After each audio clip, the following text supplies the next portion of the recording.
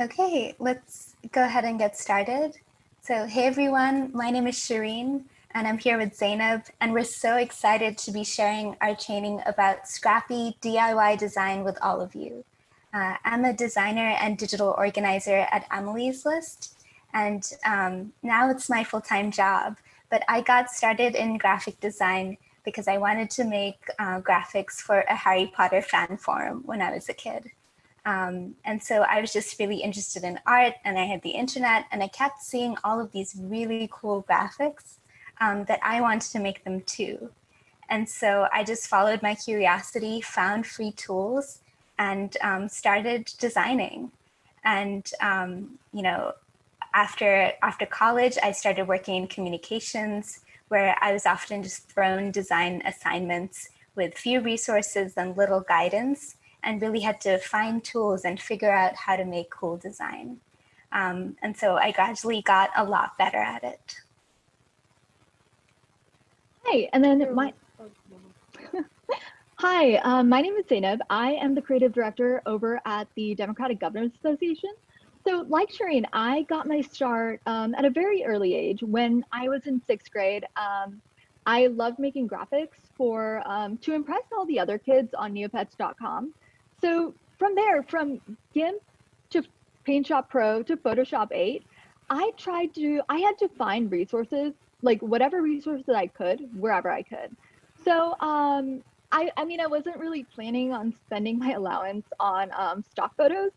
So yeah, our humble beginnings, like Shireen and my humble beginnings, kind of shaped our approach to graphic design. So where it's scrappy DIY and not really focused on the technical purity of things, but rather how it communicates, how your design communicates a clear message to your audience. So we want to acknowledge the historic moment we're all living through. We're bearing witness to the COVID-19 pandemic and health crisis, the powerful uprisings around racial justice that are happening across the country and the world. The 2020 election is around the corner.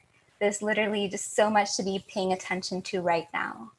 And as designers, we're trying to think about the role of design in this moment. And of course, it's not some panacea that's going to fix everything, but it can be, as you can see with these examples, it can be a really powerful and striking and useful tool. And we're really inspired by all the designers working at this moment who've made incredible work, everything from Black Lives Matter protest posters to these super informative Instagram galleries that really serve as political education and inspire awareness and action. So that's definitely something we're thinking about. How can we use design during this time to really amplify important ideas? Design is about communicating a message. So what kind of statement are we making at this moment? And we hope to spark a few ideas in you. So thank you, Shireen. Here's a little bit about what we're going to be covering today. So getting started, we're going to just pose a few questions for you to think about before you get started on before you get started on designing. Then we're going to go over some scrappy design principles and some really important accessibility and inclusivity design tips. And then we're going to talk about finding and remixing inspiration, and then resources, next steps, and how you're going to take this back to your community. And so at the end, we're going to link you to a resource document. And that has our contact information. It has a workbook that you can use to apply what you've learned today over into the workbook. So we're really excited. Cool. So, when you're getting started designing, you might be tempted to open up Photoshop or Canva or whatever program you're using and just get started right away. And sometimes that works. But I found that it's usually helpful to, take a pause and think through some initial questions to really help guide your design process. And our top two, they're pretty obvious, but super important, are, what is the purpose of your design? What's the goal that you're trying to communicate? And then who is the audience? And then, so just a few more questions to think about. So what do you want your design to communicate to your audience? What's the message? Um, what, how do you want to make them feel? Is there a clear takeaway that you want them to remember? So try to think about that. Note down, is there a call to action? Note down some keywords. And then another thing to think about that we're going to be talking about later as well is this a design a standalone piece, or is it part of a series that has to look cohesive? And so it's really important to remember branding and keeping something that looks cohesive for organizations and campaigns. Totally. Another question is, where will this design live? Is it a social media graphic? Is it a flyer you're designing? It's helpful to think about the context and environment that the design will eventually be in. So think of it, as if you're looking at art in a gallery, what's the frame?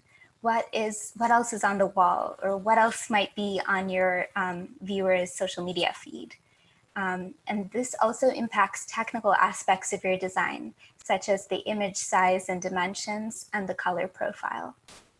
Another question that's often like the starting point of a lot of my designs is, have you seen any other designs that have really inspired you and that you want to carry over elements from to your design? Keep these reference images handy, and think about what exactly you want to pull from them. Is it the colors, the fonts, just the overall look and feel? And then lastly, not to be hopelessly practical, but how much time do you have? And what are the tools you can use? You want to try and include some time for edits and the whole design process. You make different versions and have some back and forth, if possible. So those are some initial questions, and this process shouldn't take too long. So don't feel like you have to spend too much time on it or even go through them all every time. But I found it actually saves me time to get some of this information at the outset, because you're really sort of making constraints for yourself. And then you know that your design has to fit within the framework of those answers. So we've talked about questions. So let's talk about some elements and principles that you can use to actually create your design. All right, so let's dive right in. So design, design, we so design is made up of components, and elements. So these are like building blocks or ingredients that come together to make up a design. So kind of consider it like, yeah, it is. So we call these elements, they can be combined and manipulated in like thousands of ways. So what we do is we call these principles components principles. So what we're going to be going over today: contrast, repetition, hierarchy, balance, alignment, and the rule of thirds.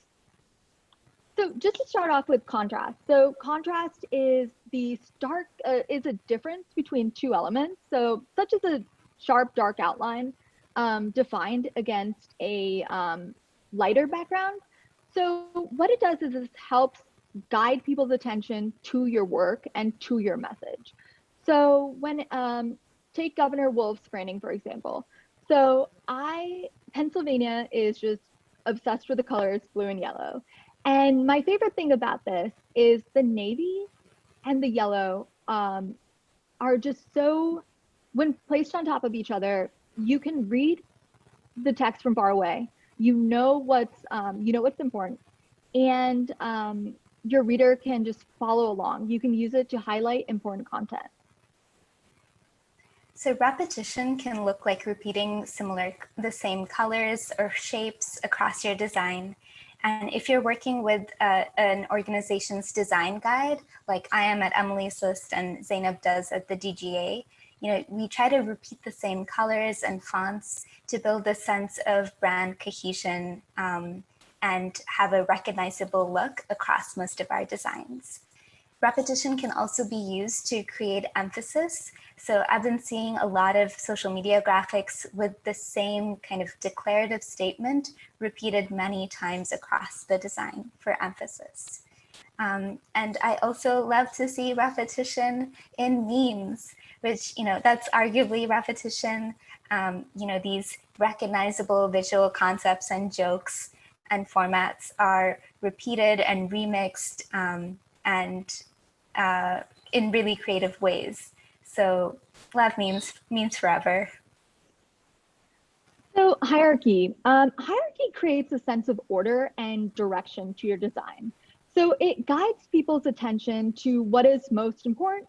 So what you want to do is keep more important information larger, give them more weight, and then for any secondary information, try to give it less weight. So, for example, you can make secondary information and elements, you can make them smaller or a different color, just not to, so you don't distract from the main information that you need them to know.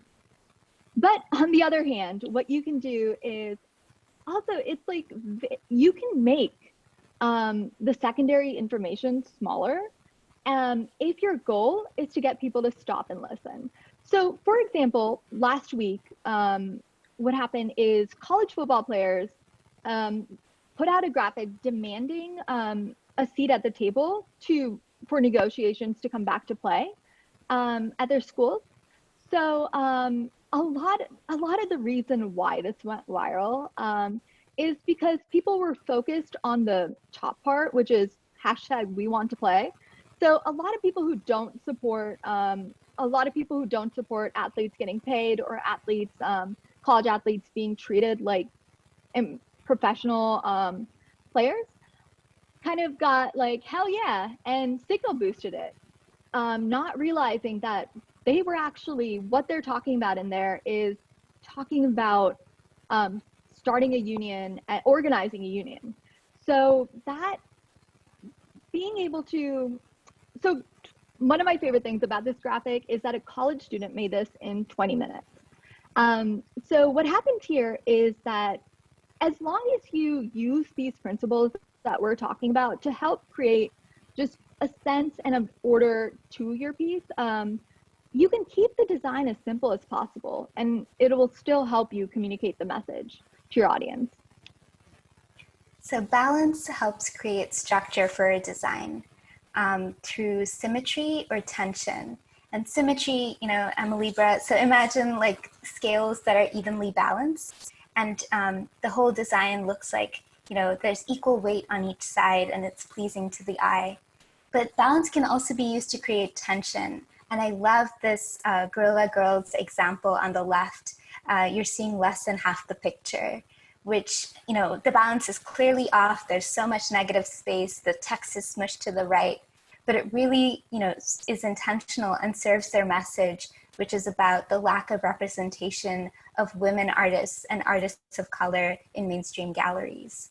So remember to include some negative space, and you generally want to avoid walls of text and aim for your design to look balanced and not busy. So alignment. So alignment is the way that elements line up against other elements in your design. So try to pay attention to where you're placing specific parts. So is an element going to go on the top, maybe the middle, center, or somewhere in the bottom? Pay attention to how you work with that. And so what happens is, like, as you design, consider how it relates to the rest of the design. You want it to look, you don't want just elements floating around anywhere. You want to anchor them with each other, and then maybe even like keep them with an invisible grid. And that brings us to the rule of thirds, which is something we get from photography. So you want to imagine that two horizontal lines and two vertical lines form a grid that intersects on your design. And pay attention to the points where these lines intersect, because that's where our eyes naturally gravitate towards. So will that be a focal point of your design? make some intentional choices about what you place across these lines to really help the viewer make sense of your design. And sometimes, we just shared a bunch of rules, but sometimes you want to break them and make sure it's, to make your point, because, maybe you're making a zany meme or just trying to create a real sense of surprise or tension or visual interest. So one example of this is, so in 2015, when I worked at the Pennsylvania Democratic Party, I was standing outside a New York club waiting for PA State Senator and Majority Leader Jake Corman to arrive for a swanky fundraiser. So 2 things to give you just a little bit of context. First, please don't ask me why Pennsylvania Society is in New York City. Have no answer for that. And then second, this was month 6 of a budget stalemate that Republicans were absolutely refusing to compromise. They were refusing to work with the governor, and they kept hiding. They kept running away. And so in this case, they were running away to Jay-Z's club. And so what I did was I grabbed a picture of him, and then I made a very quick and very messy meme to try to get people's attention. And it did. It performed really well. It just still hurts my ego to this day that this Where's Waldo graphic performs so much better than a lot of my other work at the PA Dems, which I thought was great. So that's important, to grab people's attention. And then while we're on the topic of attention, let's talk about some more ways and tips of how you can make your design better. So try to focus, you want to be focusing on bright colors. So people are going to you only have 3 seconds to get somebody's attention. So don't use it well and don't make them work for it. So use bright colors, use prominent text, use contrast. And then another thing that's really helpful, and then try only to include important information. Another thing that's really important is having a brand, a cohesive look that people will recognize as yours. So while they're flipping through their phone, they can see your colors and they can just stop to see what you have to say. So for example, Governor Andrew Cuomo, so his slideshows to explain the situation, the COVID-19 crisis in the state of New York, have become widely recognizable. So people see that yellow on top of that blue. A copyright infringement, state of New York, Pennsylvania did it first. But they can see that and they stop to see what the governor has to say because they know that includes important information. So having that cohesive look will really help you grab people, get people to see your work and see your message. Another thing, have fun with it. Try to stand out. Use different fonts, experiment. We've included a lot of links to fonts, places where you can get fonts in the resource doc. Use a gradient, use a texture, make it visually interesting. So another Andrew Cuomo graphic so this is one that I tried for the DGA, kind of diverted from the branding guidelines we made just for fun, and an orangey background, a grid pattern, and it did really well. It was just, it was a fun thing to try out. So you can also make different versions of things if you're having trouble deciding. So as a graphic designer, I am always indecisive about my work. So there's so much you can do with it. So make different layouts, make different versions if you're having trouble. And then very importantly, done is better than perfect. So please remember that.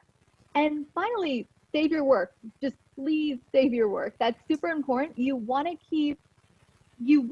keep that in place. And you also want to maybe you want to document some of your progress as you go along with the graphic. So yeah, those are just a few tips. So we want to share some design hiccups that we see that are generally good to avoid. So the first is too much text on one graphic.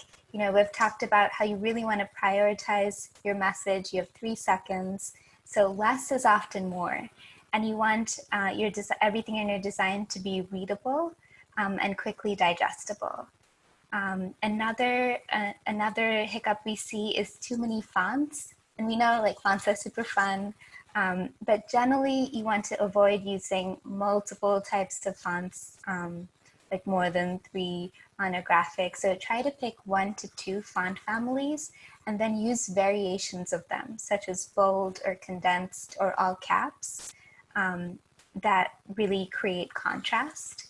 Try and pick fonts that match the tone of your design. And maybe even create a list of your favorite fonts in different categories, like sans serif, serif, more decorative fonts, and make sure to make fonts or create fonts that are, include fonts that are very legible and readable. And then just a couple more things to try to avoid. So definitely avoid low quality images. Not only are they harder to work with because they make your work just look very pixelated, very dull, but they also just make people skip over your work. I tend to just keep scrolling by if there's a graphic that even like a glimpse of my eye that has pixelated images. So, and a lot of other people do too. So you can also remember that you can also use cropping and negative space to ensure that your image fits well. We've included links to a lot of places where you can get free or affordable stock photography. So please check that out. And then this, again, we're just going to keep emphasizing this the entire time.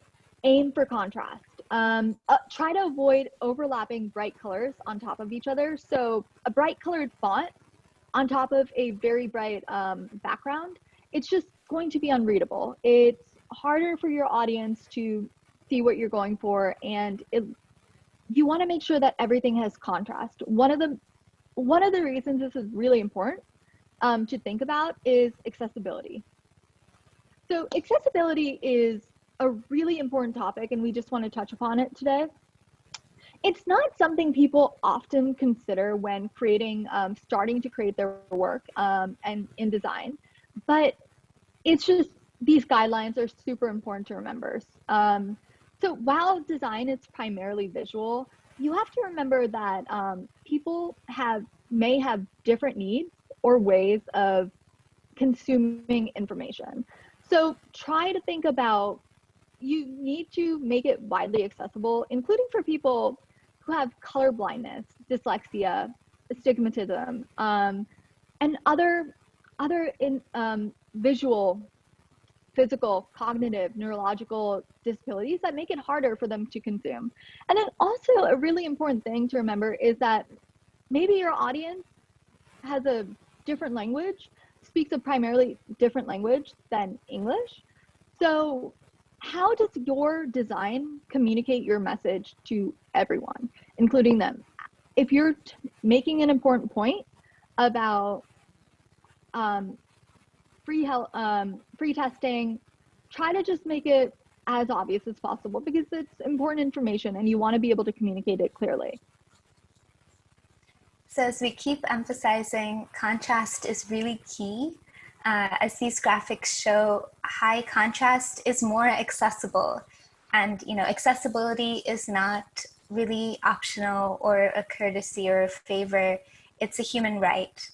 And this is definitely an area I'm still learning a lot about. So not an expert by any means, but I've learned a lot from accessible design guides, such as the posters in the last slide and these guides on Instagram. And I now try to use more tactics and tools to make my designs more accessible. And one tool is a contrast checker, which you can go and see the contrast ratio of the colors you used on your design to make sure that they're more accessible. So feel free to check out the resource doc for more tools and readings about that. But also accessibility can, you can think about accessibility even beyond just your immediate design. So is your design on a website? Does that website have alternate or alt text? Does your social media copy and have image descriptions, or should it? And have you spent some time exploring what the different color settings and accessibility settings, such as the voice reader function or screen reader function, are like on your phone and computer? It's worth taking time to explore these to see how different people, really might interact with your designs. And then in addition to thinking about making sure you consider disabilities and accessibility, try to consider, we encourage you to think about think about inclusive design broadly. So when you're designing something, think about, is this represent, thinking about representation affecting the images that I use in this graphic?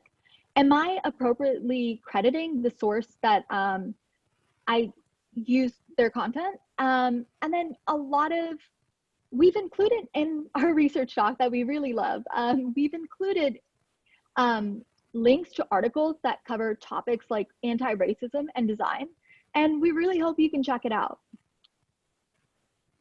And now let's talk about inspiration. My favorite part.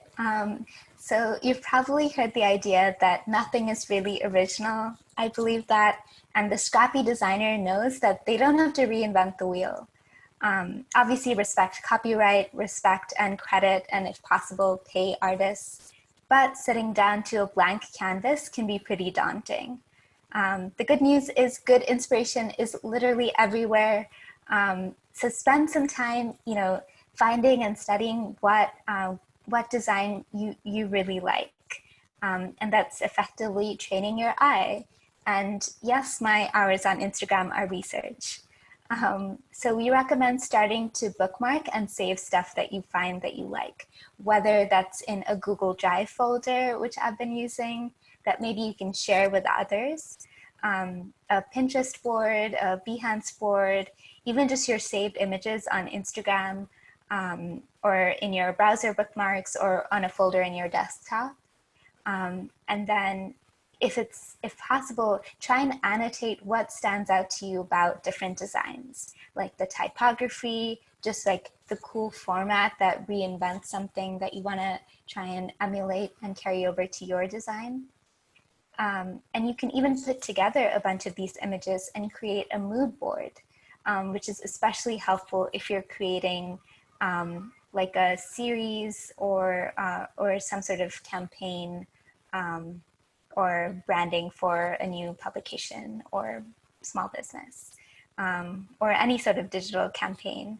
I really like, my colleague Emma Stein made this mood board on the right for Emily's List 35th anniversary.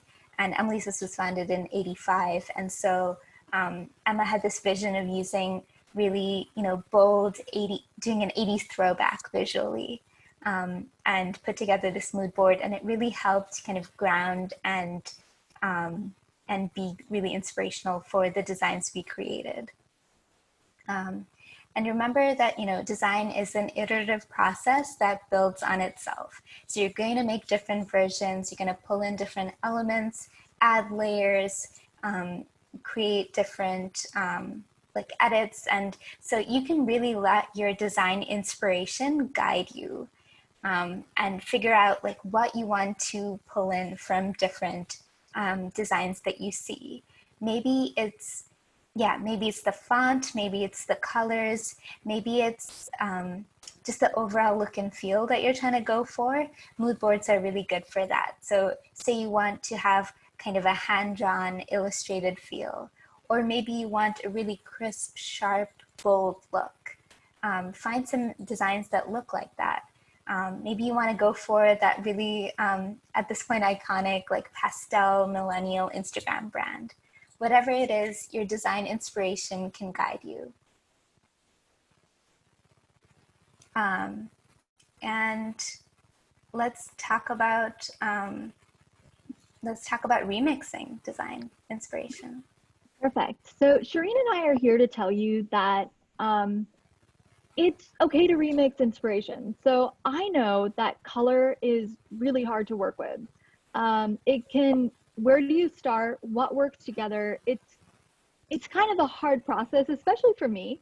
So what I like to do is I look at what inspires me. I look at the tried and tested designs that and color schemes that other designers have used. And I like to pull, if you fall in love with something, pull out the eyedropper tool. That's what I did here with this design with the Hive and Mike Scott, an NBA player. I was able to search. There are a lot of websites where you can search colors and just find similar shades, put your own spin on it, and complementary colors. We've linked to a lot of them. So I think you should definitely enjoy remixing inspiration. And then inspiration is going to help you grow so much as an artist, not only because of the creativity that it's going to kickstart in your brain, but also it's going to help you figure out what you want to learn. And some of the best advice that I've ever been given is knowing what you want to learn will help you be able to tackle other tools. So when it comes to so what you want to do, find something that inspires you. What do you want to replicate? What do you like? And then Google it. You can search it on YouTube. You don't really need to know the technique that you're looking for. Chances are that somebody has already been looking for these types of tutorials. So people who are tutorial creators or have already optimized the keywords, so you'll be able to find them. And then what this does, not only do you end up making something similar to what you want to recreate. I'm a huge sports fan. I love the Philadelphia 76ers, and one of my favorite things to do is just go through sports graphic design because it's so beautiful. But political design is also beautiful. They're just two different processes and feels and what the message is. So I just really wanted to learn how to recreate those, how to make my own versions.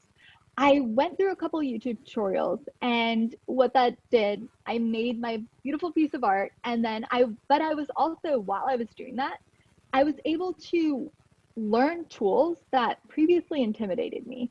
So the color lookup tool that I've started using in all my work, I got better at masking, better at clean cutouts. So knowing that aspect is going to help just broaden what you're able to learn, because design is it's so vast. Where do you start? There's so many tools, so many settings. And there's so many places we go to for inspiration, kind of depending on what we want to design. So for social media graphic inspiration, I recommend following, artists and organizations like yours, but also different from yours, and see what they're doing. Try to see, the latest trends, any styles and formats that are really taking off that maybe you want to replicate. And so lately I've been seeing a lot of these, Instagram galleries that are really informative.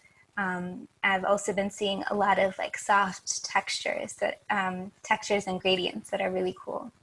I also, I love artist and, I love activist and protest art that often looks, more scrappy and DIY than more typical, clean branded, organizational graphics. But sometimes I use those as inspiration for my Emily's List graphics.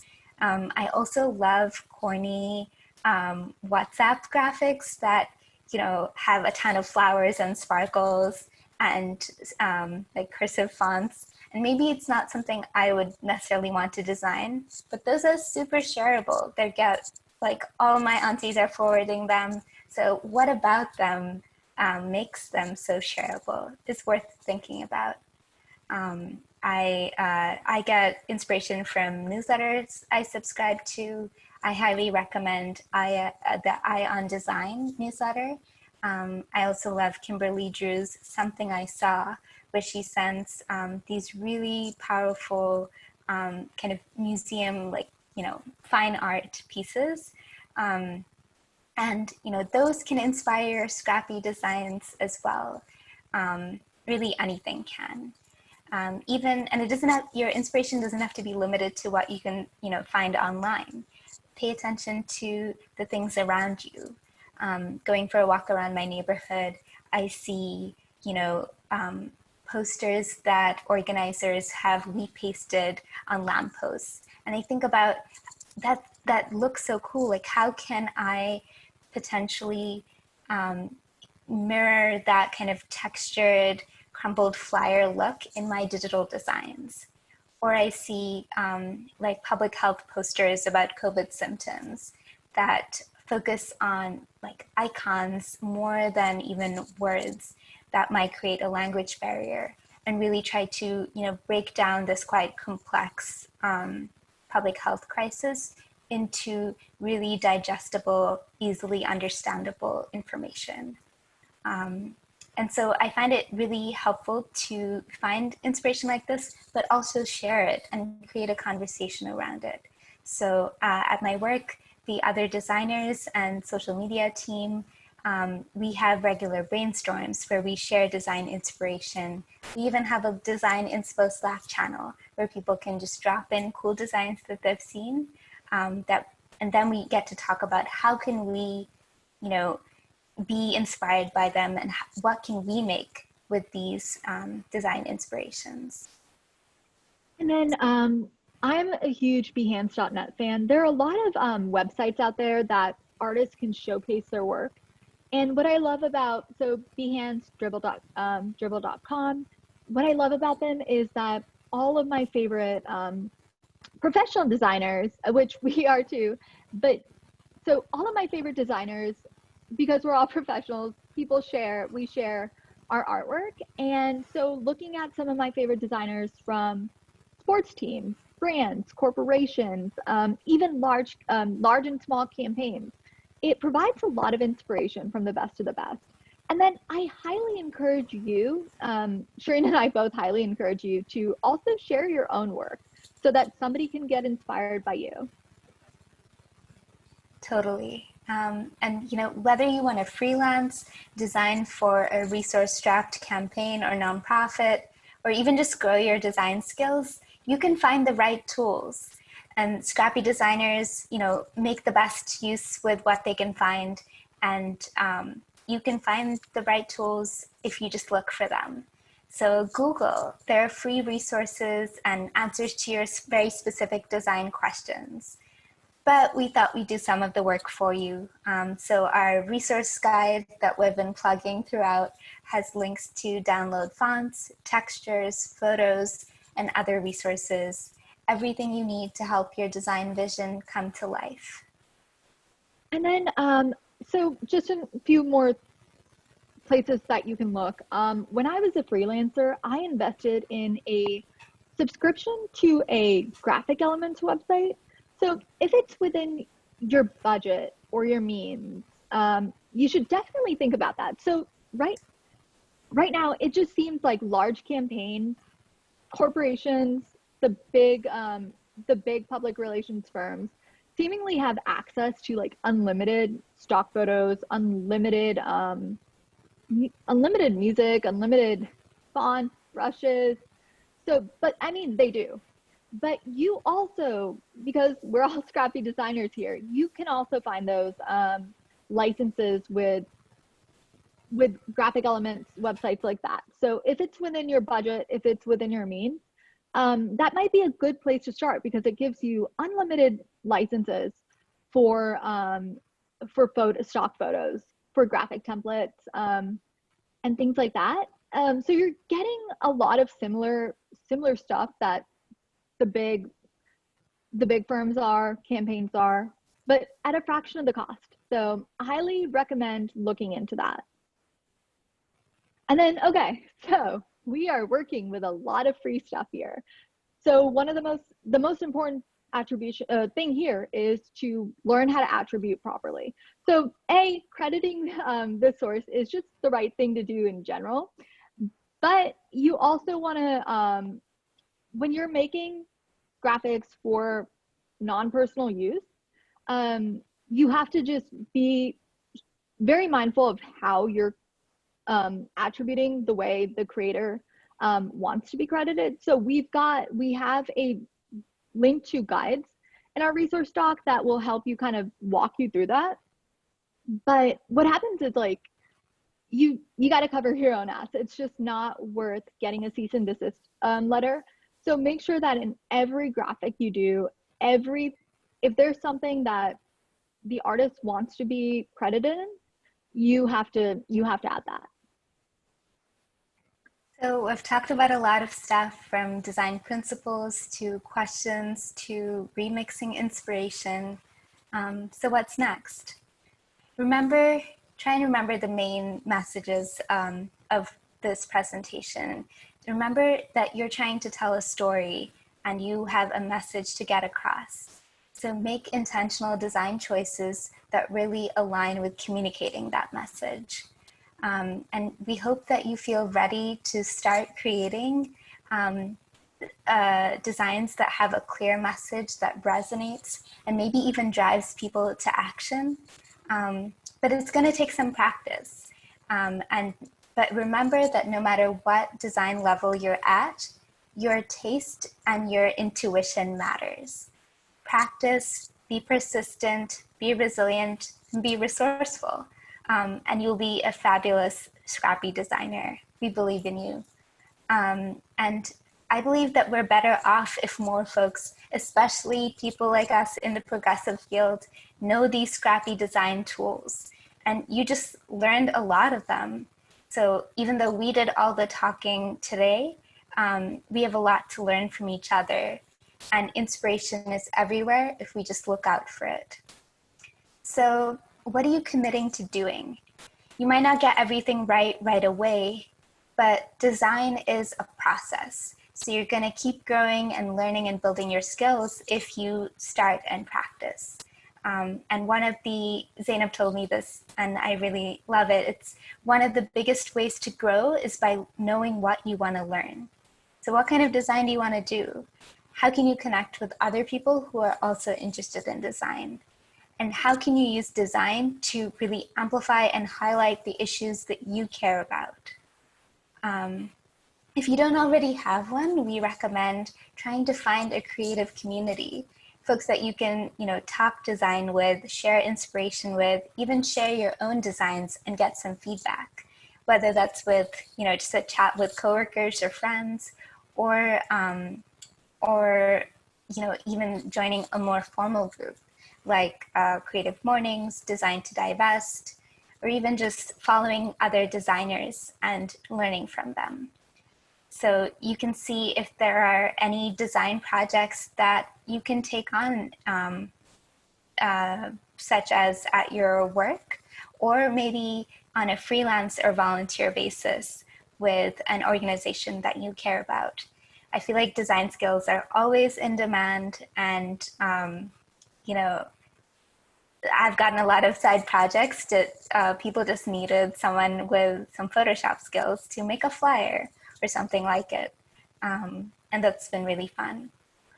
So we want you to think about what you want to work on. Like, do you have any dream projects of things that you think would be actually really fun to make? Maybe it's a phone background. Maybe it's a birthday card for a friend or an album poster for your band. Maybe it's something that's important to your community, like a flyer of free COVID testing sites, or a guide to how you can vote by mail in your state. We just recommend, picking any idea and asking some questions, finding some inspiration, and just get started. Try it out. We are so excited to see what you make. Great, thank you. And first of all, we were supposed to add the link there. First of all, thank you, Shireen, so much. I have learned so much from you throughout this entire process. And then we also want to thank all of you for coming out, joining us. We are going to drop, Shireen, would you be able to drop the link into the chat? I just did.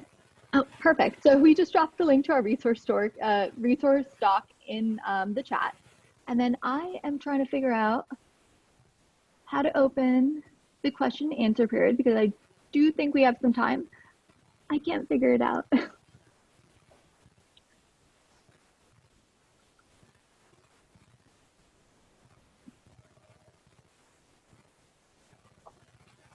Zainab, if you go to more with the three dots, you should be, and click it, you can click on the Q&A section. So let me see. Lots of love for, right at the beginning, for folks who joined early. We asked what people's favorite meme was. So also seeing a lot of love for the everything is fine, like dog in the room on fire meme, which such a mood. Someone asked for a list of a few tools and what they do and tutorials about them. So Ali, sure. We recommend, exploring our resource doc, and it's not comprehensive by any means, but I think you can find some cool tools. And then we don't have many tutorials in the document, but search the tool because there'll be tons of online tutorials and even like troubleshooting around using those tools. Oh, someone asked about the newsletter. Let me type.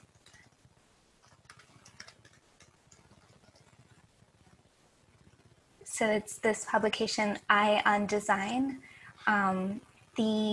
When we were sharing the initial inspiration, the kind of Black Lives Matter Instagram galleries, that article about like Instagram movement guides actually came from the website Eye on Design. And there's so many, like I really go down rabbit holes when I go on that website. So I try to just read the newsletter. I recommend it. And then in addition to newsletters, one fun thing you can do is there are a lot of design challenges out there, websites who do like weekly design challenges, give you a prompt and you can design something based on that prompt just to keep your design skills going, build them, and just have fun with it. So we've linked to those in the doc, and they're really fun. So if you're looking to grow your skills, I definitely recommend trying out new things, looking at those challenges, and having fun with it. Zainab, we got an interesting question for tips for someone who's still at the point of trying to create an organizational style guide or branding. So curious if you have any thoughts. I have some ideas, but I know the DGA has really cool branding.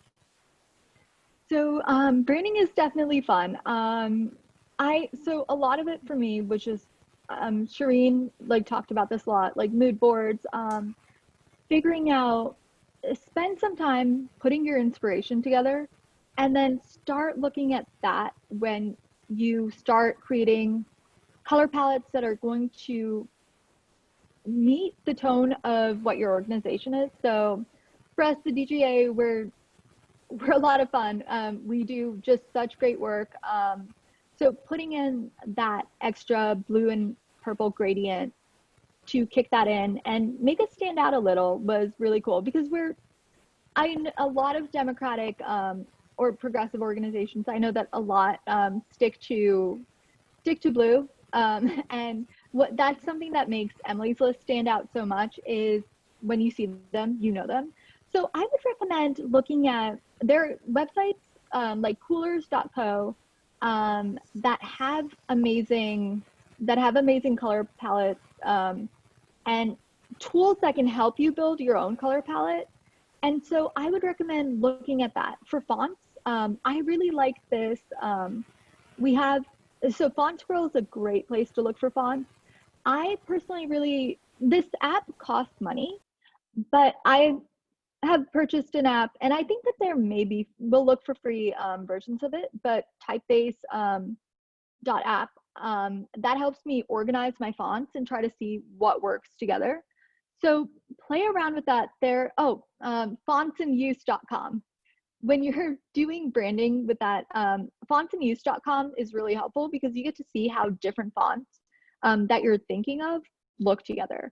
So definitely would recommend those two things as a starting point, and putting them together and finding, just try to keep, you don't have to have the same graphic style every time, but definitely try to keep the colors and the style, not the style, but the colors cohesive and how the overall feel.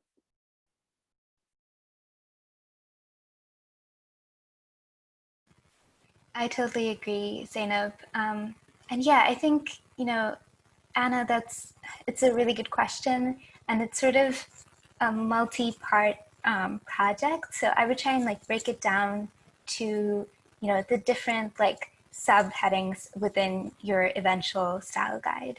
So, what main colors, like 3 to 4 or 5 main colors, and maybe there's some primary colors, some secondary colors that you kind of use as highlights. What are the main fonts for like title text, for body text?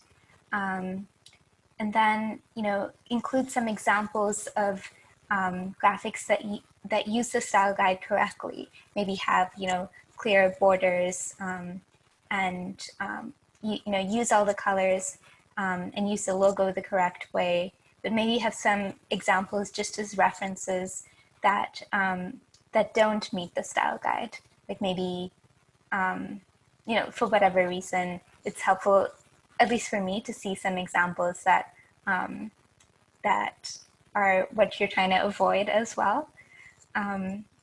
And so I think that the starting point I recommend starting with is creating this mood board, because, as we've repeated throughout this training, you're really trying to make an impression within just like 3 seconds, maybe. And so if you want to, build a cohesive design and a recognizable feel, what is the impression that you're really trying to get across? What is the tone of your organization and your content? So I would start, I know that feels like very touchy-feely, but start there. Start with those initial questions and then break it down, into the disparate parts, like technical stuff like fonts, colors, and some examples. Okay. Ooh, there's a question from Emma Shimley. Hey, Emma. So her question is, how do you approach designing to different platforms that they'll be shared on, like Twitter versus Instagram versus email? Zainab, do you have thoughts on this? Yeah, so there are different sizes for everything. So I know that Shireen mentioned this earlier, but when it comes to places like Twitter, where it's a lot of quick scrolling, and a lot of people also go to Twitter for news. So keeping up with that, you want to make sure that you're only leaving in the graphics, like make them pop up, but you're only keeping the most important information there. Everything else, like Shireen said, can go into the text of the copy of the tweet. So another thing that is really Instagram is a little more aesthetic based. So trying to make it a little bit more colorful using that. And then Facebook is like a lot of people who are an older demographic. I think people who will share your content a lot. So your graphic should have a message that that your audience would want to share. So, and they would read and share. So I think that because there are different platforms with mostly different uses, I would think about that. I totally agree. And it makes sense to, as a designer, spend some time thinking about how people are using the different platforms. like Zainab said, I spend a lot of time thinking about Instagram because that's where most of my designs eventually live, and it's arguably like one of the more expressive and like Zainab said, like aesthetic social media platforms, and people look at at the picture more than even the captions or hashtags usually.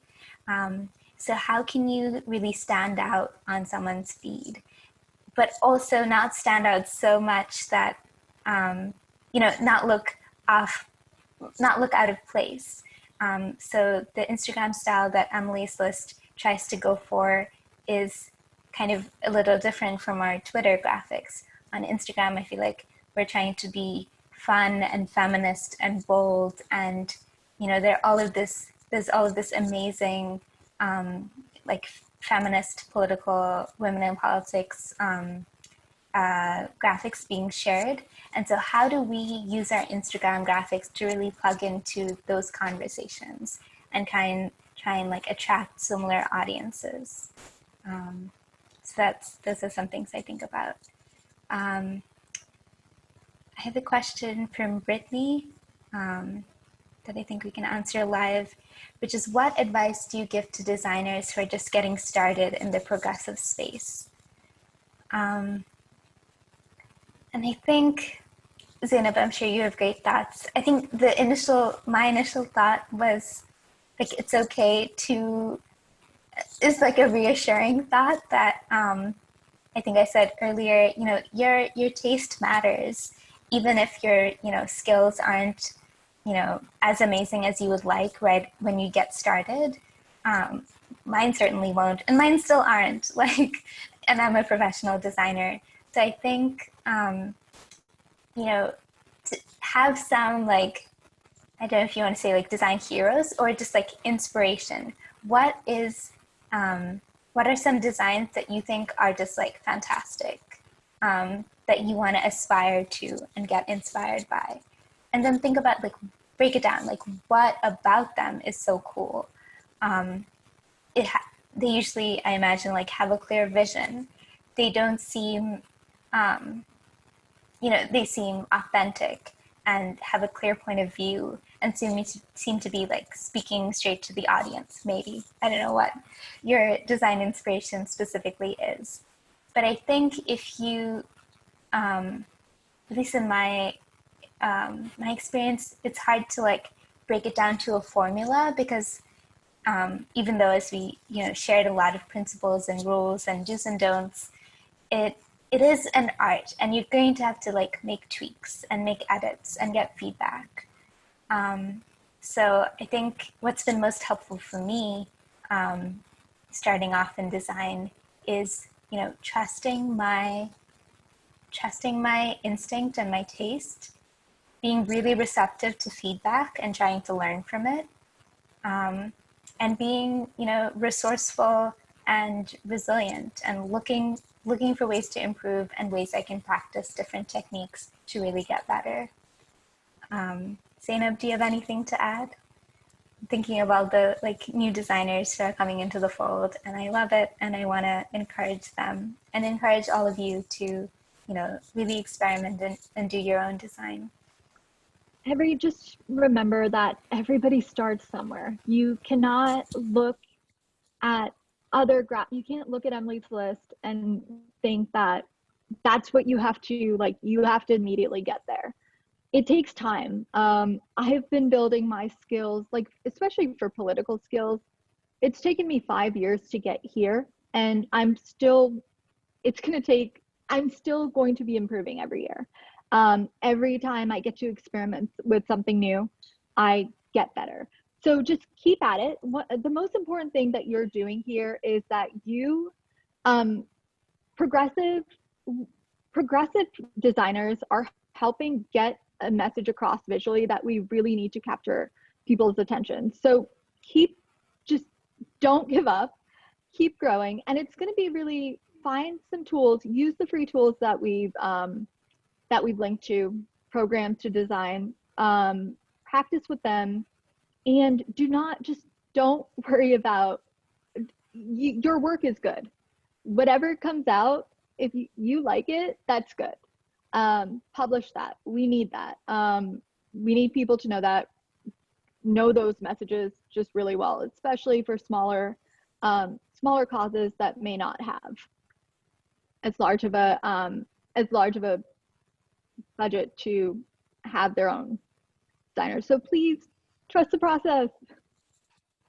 I love that. Trust the process, trust yourself, and also know that, like, obviously there are more experienced designers and very talented designers, but especially in digital, like the platforms are changing, the trends are changing. Um, an old colleague recently shared, what the first, or I think the first kind of presidential websites that he worked on. And the old internet is wild. Like, they don't, they aren't beautifully designed by today's standards, but they're really cutting edge at the time. And in some ways, I might choose to reference, if I'm going for a retro look in my design, I might choose to reference old internet, design aesthetic. So, remember that the platforms are changing, and no matter what, you can design something good. Thank you both so much. 50 people showed up, and I think everyone really enjoyed the presentation. I'm going to close out the session now. Take care. Thanks so Feel free to much. contact us. Thank you.